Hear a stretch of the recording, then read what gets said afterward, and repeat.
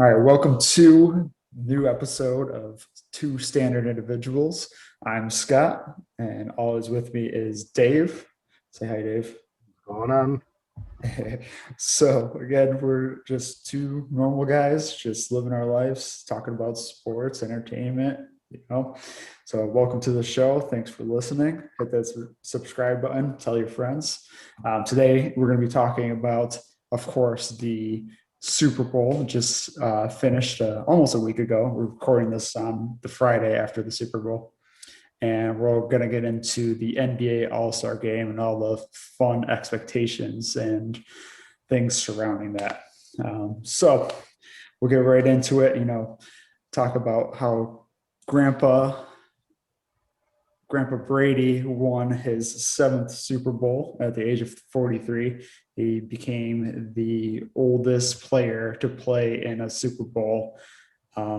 He surpassed Willie Stargell in the World Series. So this is anybody in professional sports at that level. Tom Brady has become the oldest to win a championship in the United States. So very impressive feat, of course, at that age. We've talked about this before. Me and Dave are both in our 30s, and getting up and down a basketball court, it hurts right now. So I don't imagine I'd be putting on pads and going against a 300-pound lineman. But at any rate, great feat by Tampa Bay. Things that I saw, pretty amazing that Tampa Bay just squashed anything that the Chiefs had to throw at them. They made the former MVP of the Super Bowl last year run around so much that he almost ran for 500 yards just in scrambling yards, which is insane. I don't know who tracks that stat.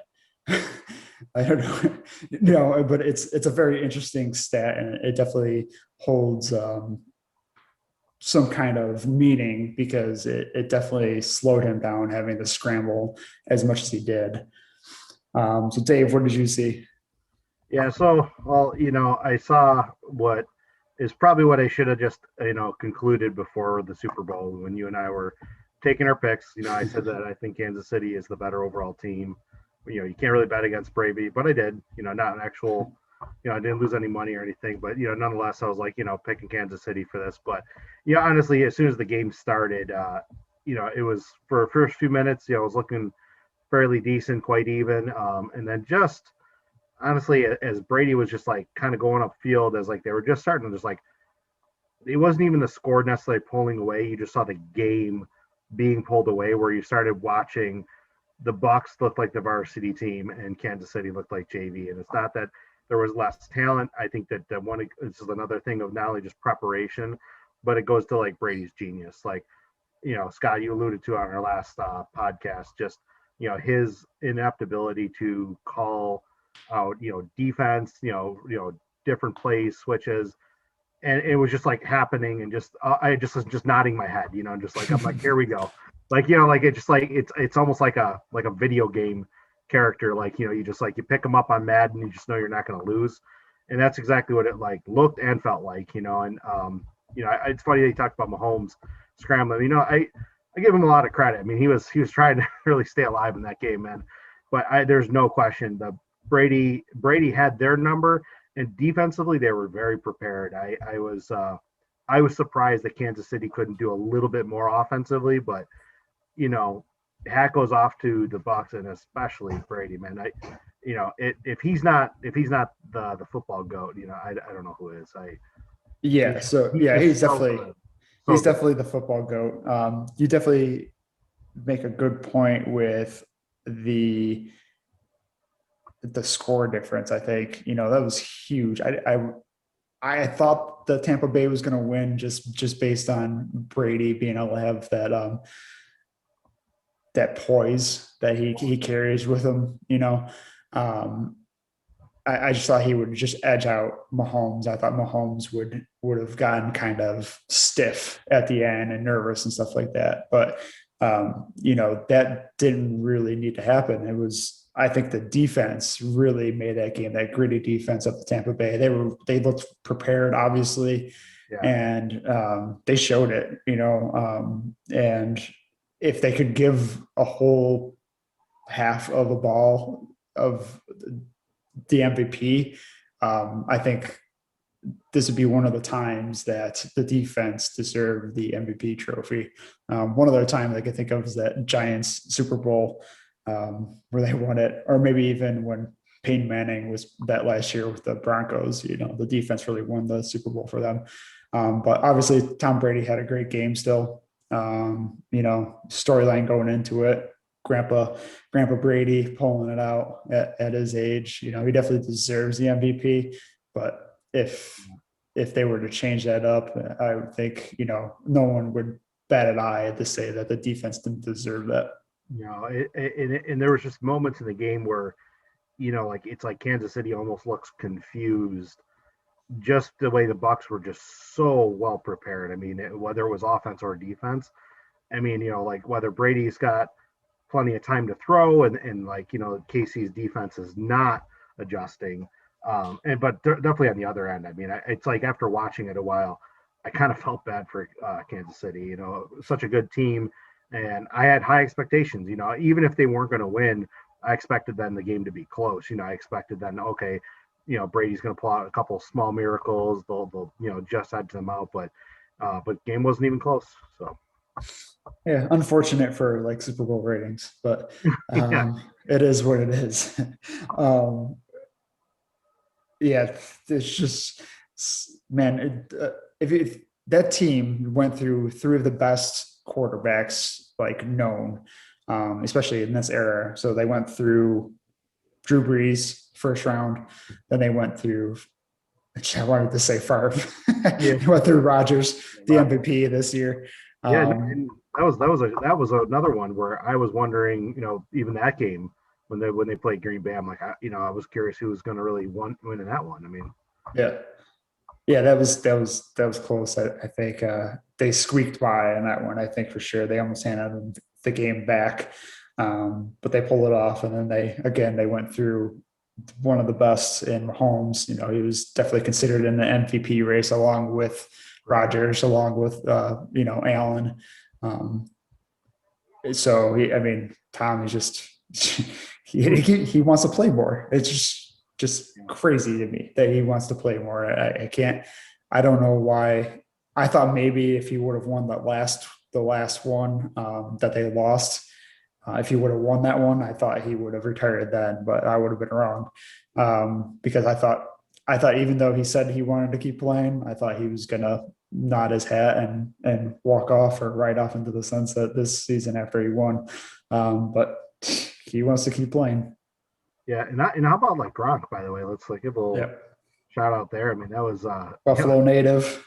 Yeah, and just like in the very beginning of the game, just like already doing damage, and I'm like, look at just like look, their tandem is just fun. Like you couldn't help but like, be happy for them. In a lot of ways. Again, I wish the game was more competitive, but Yeah, I thought I was watching the Patriots again there for a little bit. Gronk to Brady, or Brady to Gronk, Brady to Gronk twice. So that's amazing. So you spoke about him being the GOAT of the NFL, which is true. But I want to make sure everybody understands that he is definitely not the GOAT of professional sports, at least in the United States. That comes, people just think he won 7. That's amazing. He won 7 out of 10. But there's Robert Ory. I bet you a lot of people that know sports, they don't even know the name Robert Ory. And if they do, they don't know that he's also won 7 titles. Right. So, it's huge. He's definitely, Tom Brady will go down in history as the greatest of all time for the NFL. But let's just quickly talk about the other great sports, players of history. So, of course, the aforementioned Robert Ory, he won 7 in the NBA. Bunch of different teams, of course. Some of those he was a major role. Some of those he was, kind of the tail end of his career where he kind of latched on and grabbed 1 or 2 rings there. But Mickey Mantle, he won 7 in the MLB with the Yankees, of course. Joe DiMaggio, he won 9. Yogi Berra won 10. And Bill Russell, of course, if you're talking about titles and rings and stuff like that, he is the GOAT in U.S. sports history with 11 titles. Yeah, I think like obviously like this came up in so many different like sports avenues here about like like kind of the goat of all sports. The problem is obviously Bill Russell, which actually I mean you had him as your goat for the NBA at least. Yep. And some will debate Jordan, some will debate LeBron, or maybe even Kareem, right?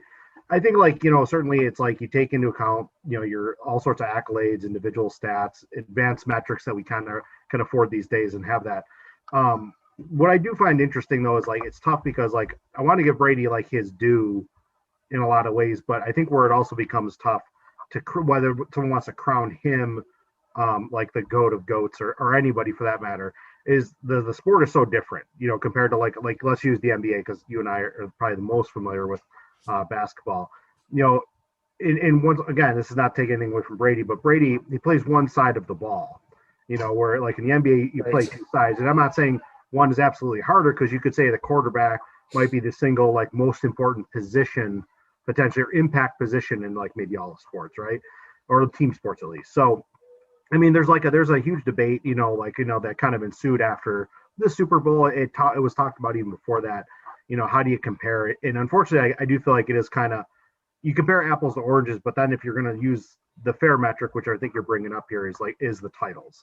And then sometimes like the area you do it and things like that. I mean, obviously in football though, like to kind of do that so many times, like in a single person's career in football has its own kind of excellence to it that's different than other team sports where they have playoff rounds, where football it's one and done, you know what I mean? So in a lot of the other team sports, you have chances to make the mistakes to lose a game and to pick it back up somewhere else, so there's kind of like a back and forth, you know what I mean? But I agree with you. I don't think he's the goat of goats. I'm not really sure who is. If I'm going to crown one, I'm not really sure, but I think it's certainly fair to mention, though, he's definitely up there. Certainly, if people are going to say who are the greatest sports figures of all time, he's now entered that stratosphere. Yes, definitely. The one thing that really irritated me with before the Super Bowl was the talk of they pretty much crowned that game the GOAT versus the baby GOAT. Now, you can't even say that Mahomes, although a great quarterback, MVP caliber, he does amazing things on the field, and he helps his team win. He's not the baby GOAT. You can't say that. He's not even in the conversation if he won one. You got to get to at least 3, in my opinion, to be considered the quote unquote baby GOAT. Right. So that just really irritated me that they were putting him up that high even before that game started. I mean, not to say that it wasn't, credited, or deserved in some ways to say that that respect shouldn't have been given to him. But again, let him play for more than 3 years before Absolutely. you start crowning this kid. That's the one thing that really irritated with me with LeBron when he first came into the NBA league. And I hated LeBron when he first started. And as Dave knows, I love LeBron now.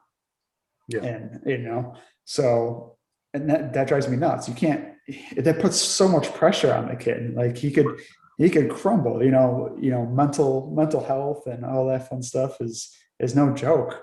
And, that puts a lot of pressure on the young man. Now, hopefully he rises to the challenge and he overcomes his big defeat, this past week and continues his growth and success in the league. Absolutely. I like that you made that point too, because I agree with everything you said. Not only he's not even in the conversation, but it's unfair to even put him there. It's the same thing with LeBron or any athlete. I mean, even Zion Williams coming into the NBA, like people are, Williamson, like, like it's too, not only too early to do it, but it's unfair. And now I have no problem, you know, being excited over a player, having a lot of hype over potential. Totally get that. Like that's fun. But what happens is like they make one tiny mistake and then they're under the microscope, like, Yeah. oh, they can't win in the big game or they can't do this. And, so, Zion, for example, it's like 19. I don't even know if he's 20 years old yet or whatever. But, it's like when you take individuals like that and, all great players made mistakes first, you know what I mean? Like, so, you know, it's just it's funny, but at the same time, I hopefully, like you said, Mahomes will, I don't think he'll crumble under anything. I think he is a great quarterback. I don't know what his career projection is. Clearly, like he has a very high ceiling, but it's one of those things to even have him in that conversation is slightly laughable, but I guess you could even say maybe insulting to someone like Brady and unfair to Mahomes. But Yeah. I think Brady may have taken that as fuel to the fire that was already burning, good point. and turned it up. He also it's been heard or known that Tom Brady, for like those 2 weeks upcoming to the Super Bowl, he texts his guys every single day, "We will win." He sent them something positive every single day up until the date of the Super Bowl, that they take care of business, they will win. So that positive, like, sentiment, and just, I mean, if your top guy is telling you, hey, just take care of your business, do what you do, and we're going to win, that takes a load off your shoulders. You're going to play more loose, like more like with an open mind. You're not going to be so rigid and worried about making mistakes. And that mentality is definitely helpful, especially when you have someone that's been there so many times, coming through and saying that to you every single day. He made it fruition. He totally, if nothing else, him on the field doing as well as he did, that right there kind of makes him an MVP, because I'm sure that helped a lot of his players stay calm and in the moment and play well. Yeah, honestly, he's an ultimate leader. You know what I mean? And it's couldn't have been more evident. Yeah. Well, congratulations to uh, Grandpa Brady and Tampa Bay Buccaneers. No, but in all seriousness, they played a great game, and look forward to seeing how they can potentially repeat next year and see how they do. Sure. But we're going to move on to the NBA. We're going to talk about the All-Star game, what's coming up with that. So here's how it looks. So they were planning on not having a All-Star game to start the season, but then on the 22nd, along with the Player Association, they agreed to have one on March 7th of this year. So, the NFL didn't have one. They didn't have their Pro Bowl, of course. But the NBA has now kind of went back on what they said, that they were going to have one due to COVID. And now they're going to have one in Atlanta with limited fans, of course, but fans nonetheless in the stands, and have an All-Star game. A lot of the players not looking forward to this. A lot of them have come out and said, a lot of negative things about it. So what LeBron said is that basically he has zero energy and excitement about the All-Star game. He doesn't understand why they're having the All-Star game, and he feels like it's pretty much a slap in the face. He said he'll be there physically, but not mentally. So he's totally against having the All-Star game, of course, and he doesn't understand why the NBA is having one. Sure. Yeah, I mean, this is like, it's funny because as soon as this came out, and of course other players started coming out, I'm mixed on it, to be honest. And it's not to walk the gray line. I'll kind of, part of it is like, I understand if it's 100% about the safety due to COVID. All right. The reality is of like, fatigue and all these other things. I get it's a condensed season. There was I want to say less and little time off as far as an off season and all these things, but it's just one game. And the reality is, you have a full roster, plenty of all stars, everybody sharing minutes. So there's part of me that really is like, I don't see a huge deal with it. Now, again, if they're saying there, it's like absolutely like we're concerned for safety and families and all sorts of stuff. That's fine. I get it. You know, you're thinking why add a game that potentially doesn't need to be there, maybe. But other than that, you know, honestly, I don't want to like call the NBA players crybabies or anything like that. You know, because some of them have legitimate concern over it, and then other times I hear the same people who got or things are coming out their mouth, and they were the ones before in the bubble like weren't really obeying the rules either. So like it's a back and forth, and the reality is I understand it's not necessarily always easy to do what they're doing in the environment. At the same time, they're paid a ton of money, to play a game that they love. Yes. And you know what I mean? And so, for most people out there making whatever salaries and livings they do, and hopefully most people like what they do, maybe some don't. But the reality is when you hear an athlete talk like that as if they're somehow on common ground with everyone else, it bothers me. Now, again, if it is the safety thing, I'll totally get it. I 100% understand that. But other than that, it's, just play the game. Like, it's one of those things where I think this is where, and I don't think all the old heads, you know what I mean, are always right when they're talking about like their game and their day versus the younger generation. Sometimes they have some relevance, sometimes they do not. But this is why I think it fuels that kind of fire. You hear that, and then the older guys are like, look, we love to play, and we played this and whatever. I mean, so They play I for get it. pennies. Right. Yeah. So I mean, there's a part of me that's like it's a little bit of a mixed bag. And there's a part of me that understands it to some degree, but the amount of NBA players who do not want this game, which is overwhelming, sounds crazy to me. It's just one game. It's not like it's a series of all-star games. It's just a game, a dunk contest. Like it's entertainment. You know what I mean? And they're paid well for these things. It's what I mean. Like that's what I think just bothers me is like for a sports, especially in the NBA, these guys love it. Like you and I love the NBA. I have no beef generally about what they make. I understand to get at that level, it takes a very tight combination of talent and hard work. Sacrifice. Yep. Yeah, hours and hours, even as children, putting into that game. I understand it differently, I think, than a lot of people do give sports credits for pros that make a lot of money.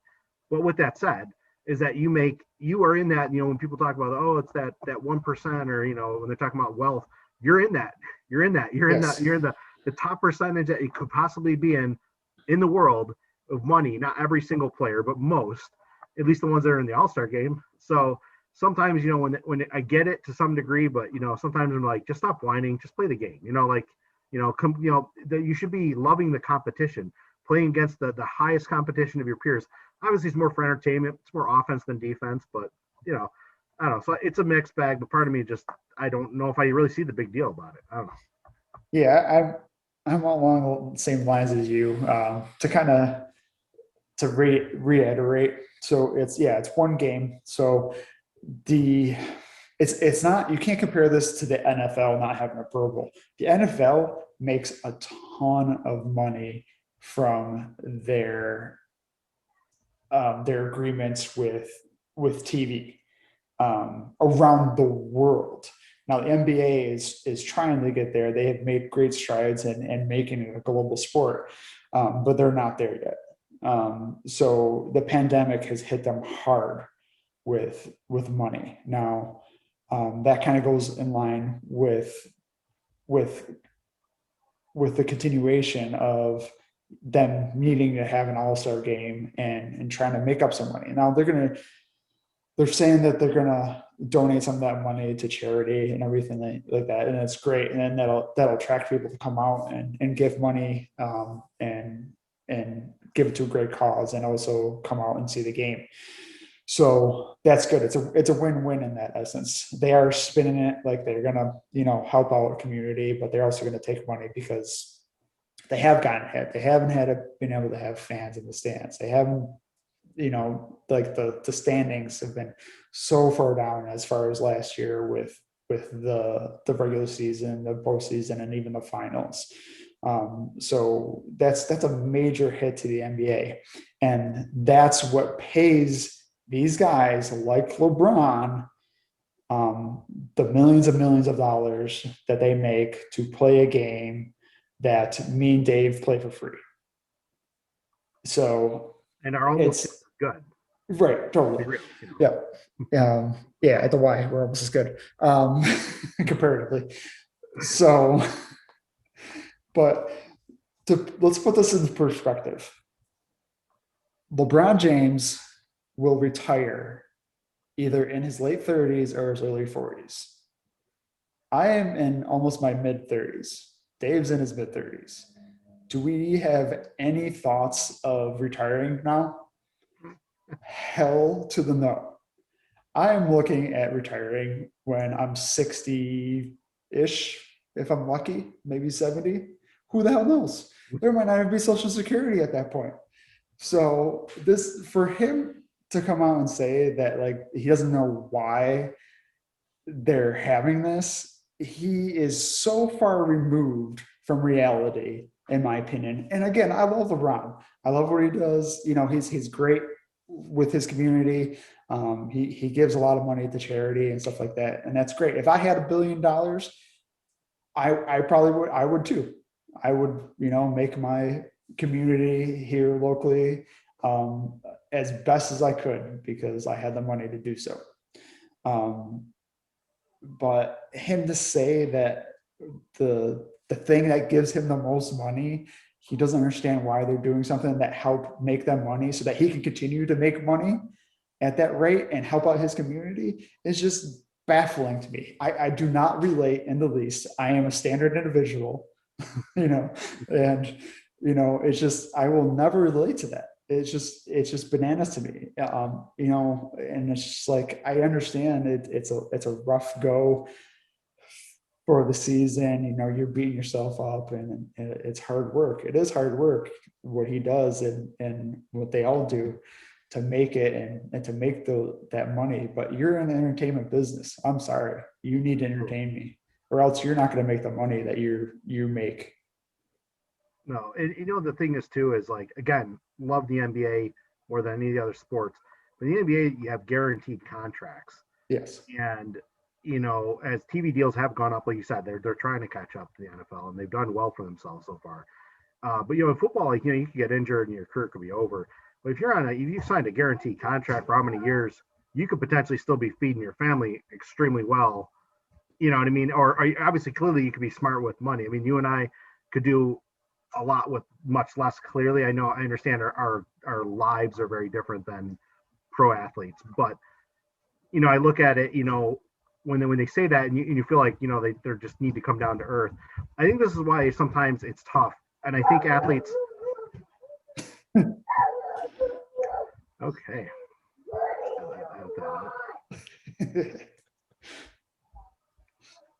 Um, so I think when athletes as I think they should use their platform a lot of times to speak in a lot of different ways. I think but you got you should be educated on all areas of the subject, especially the field of which you work. And I look at it in a different way too. Is that if we were unhappy with something with our employer, there are ways you could go about something. You certainly could go through human resource, things like that. But you really couldn't say like, you know what, I think I should absolutely have my birthday off or some type of simple grievance and like and insist or like make it some man. Now he did say he'll be there. I get that. He said he'll be there and he's grumbling and all that kind of stuff.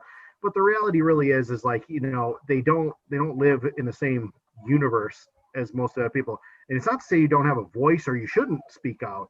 I think it's just like there's a careful line on like the way you not only carry yourself, but what you should or shouldn't like kind of project, because honestly, LeBron's a perfect example as a role model. Like, I would consider him a role model. Like you said, does a ton for his community, is known, kind of for this philanthropy for a long time now. And I'm not saying like you got to go the opposite way and be the whole Charles Barkley, like I'm not your role model kind of thing. But I think there's a message somewhere in between where, if you have that stage and you want that fame and that fortune, there's other things that come with it though. You know what I mean? And so there's that not only responsibility to be know what you're talking about a little bit there too, but this is specifically related to your sport, your employment, So So yeah, you make a good. It, those are all great points, and he also has a choice. He really does have a choice. He could sure. opt out. There's many players that opt out of last season in the bubble. You know, Yeah. um, for whatever reason, personal health. Carl Anthony Towns had several family members die of COVID. Um, you know, and there are options. He doesn't have to play in the All-Star game either. Like he can say, okay, I'm not playing. Like I understand that. Now I think the commissioner might have something to say about that and try to convince him otherwise. Might even low key fine him because he's the biggest name in basketball right now. And we've got tracks. If LeBron's not playing in an All-Star game, who's watching when he's at the top of his game? If he falls off, next year and he's injured or whatever, or if he takes a huge, Right. huge step down in his ability to play the game, which I don't foresee happening. But if he did, then you would understand why he's not playing in the Right. game. Yeah, exactly. And I would even say like, there would be some validity like in that, and that's why I said it's not completely like, black and white. And I get that you and I aren't LeBron and we're not the pro athlete, committing to all this stuff. So I understand there's a part of it that someone say, look, we're not the athlete. We don't understand completely, but I think we understand enough, where, I don't know. I just see it as one game. It's supposed to be entertainment, you know. Yeah. And honestly, like you said, opt out. Put some room for a different guy that may have otherwise been an all-star snub, and now they get in because a few people want to sit out. Yeah. Well, let's put it this way. I feel like I sacrifice a lot more of my time away from my family for a whole lot less Right. than LeBron. Yeah. He can have a private flight and jet and to wherever he wants at a whim's notice to go see whoever he wants whenever he wants. I don't have that option. No. I can't. Your And private helicopter down for repair, or what's going on? yeah, I didn't tell you. I forgot to tell you. Yeah. So yeah, no, you can't borrow it this weekend. Sorry. Um, but it's just kind of, I don't think like people look at these guys that are making billions of dollars and they're great, they are great people, but for him to come out and say that he doesn't understand why they're playing this game that could help make him money. Right. I just like I said, he's only going to play until he's 40-ish. Sure. Tom Brady's an enigma, Vince Carter, an enigma. LeBron James might be an enigma. I mean, he's not many people have reached his age and reached how high of a, his potential and sustained it is his longevity. is big thing. Longevity. Yeah, of course. Durability. Brady's, but it's like a different, position, different physicality. But yeah, he's not running up and down the court every game for 60 minutes. No. But yeah, I just sorry to go on that rant, but I think people just need to kind of put that in perspective. Like they're going to retire. LeBron's going to retire at 40-ish, and be done with the game. Now he's going to go on and do other things and probably be involved in basketball and entertainment and everything like that, and continue to make money. Sure. So, and it kind of just brings up, and I don't want to dovetail too far off this here, but like, when they were in the bubble, there was like, there was a lot of talk, is this hard on the players? Is it not? And some of the best people really that came out said it, they really were like, it's one's better in one sense and one's better than not. So someone said, sure, like you're in an environment where, yes, you can only see your family if they're, if it's like your immediate. Yeah, you can't go everywhere, but on the opposite side, you're not having to worry about travel accommodations, things like that. Steven Adams, I remember when he was asked, it was like one of my favorite clips in the bubble. It's just like, he was like, what's the big deal? He's like 5-star hotels and, food, whatever, what I mean? Like, and I get it. If you have a family and kids, it might be a little different, a little harder, but like you said, the compensation clearly outweighs, the sacrifice, if you will. Right. So I think there's like, once again, I do really try to have some empathy for the players in in dealing with this, but a lot of people across now the United States, globally, are clearly making accommodations due to COVID. Some clearly far more, not even in a financial sense. Some people are losing their jobs and things like that. So again, it kind of just to pull it back into reality. It's an entertainment business. It's one game. I like you said, like I think you and I are on the same thought line. It's not really that big of a deal. You know what I mean? And like you said, this is marketing all these players. You know what I mean? Like this is your bread and butter. You know? Yeah, that's how you get those endorsements that help make you more money and, Yeah. One slam recognition dunk around the contest world. could change a player. You know what I mean? Like, not that, like, for example, like when Zach LaVine and Aaron Gordon had their famous dunk contest, which was amazing. People knew who they were, but that, like, after that dunk contest, that elevated both of them into a totally Oh, different. without a doubt, without a doubt. I didn't really know anything much about Gordon other than him being on the Magic, and being, pretty a high flyer and explosive and a good kid.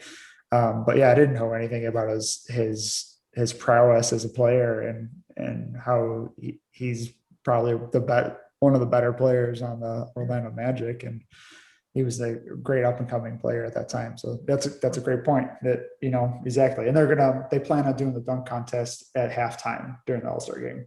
That's one of the other things they just recently came out and said. So it'll be interesting.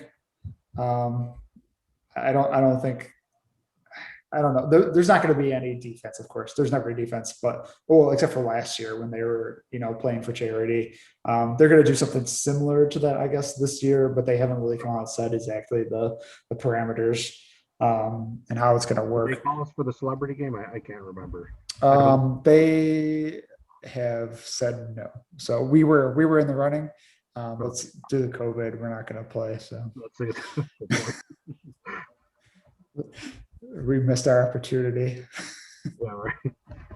Missed our window. Yeah, that's it. The slum window is closing and pretty much closed. Thank you, everyone that listens. Please comment your thoughts and let us know how you feel. Let us know if you disagree with us. Let us know if you agree with us. Definitely. If someone has some good points to make, I'm always open to hear something different. Really, in any kind of a conversation. But if someone's like, hey, here's something you guys didn't think about. I'm totally up. Like we could. There's more truths can exist at the same time. You know what I mean? So if someone has like something we didn't think about, you're like, oh, well, here's something with the players. And I'm like, oh, okay. So sometimes you don't always think of it. We're not perfect. We're just we'll talk about it. I'll be pretty honest. I'll say, hey, I didn't think about that, and maybe I'll change my stance. I'm an evolving guy. I got 2 kids that have to be evolving, and a wife especially have to be evolving. So hit us up, let us know what you thought, and your thoughts on the whole situation, either the Super Bowl or the All-Star game coming up, and we'll see you next time. awesome. Enjoy your weekend, everyone. Yeah.